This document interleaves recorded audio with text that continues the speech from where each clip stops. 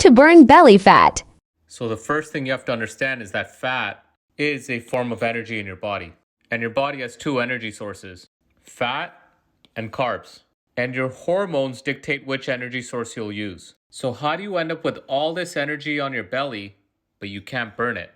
Glucagon and insulin are two hormones in your body that help with fat burning. When the glucagon is high, your insulin's low. They're like opposites, just like your bicep and your tricep. When your bicep's contracting, you cannot contract your tricep, and vice versa. So when this is high and this is low, you're burning fat. And when your glucagon's low and your insulin's high, you're burning carbs. So now let's say you finished dinner and your insulin levels went up. Now your glucagon levels went down, and remember what that means. You're now burning the carbs because you got to burn the dinner you just ate. However, every food has a different effect on your insulin and glucagon levels. For example, look at the effect of your insulin levels from carbs compared to protein and fat.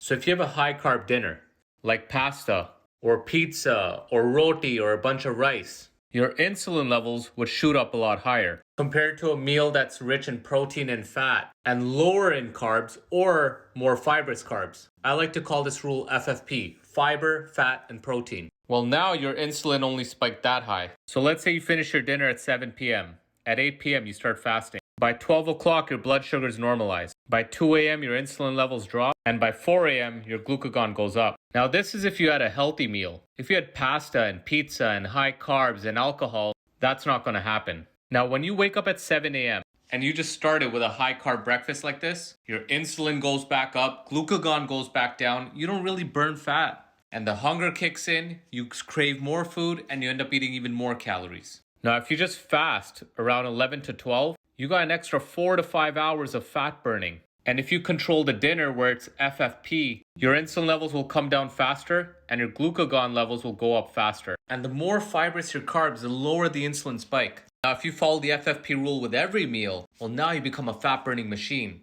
You're not hungry, your cravings are gone, mentally you're not crashing, and you can do all of this without counting calories. And you could probably maintain a calorie deficit because you're not hungry. So here's some signs to see if your insulin levels are high.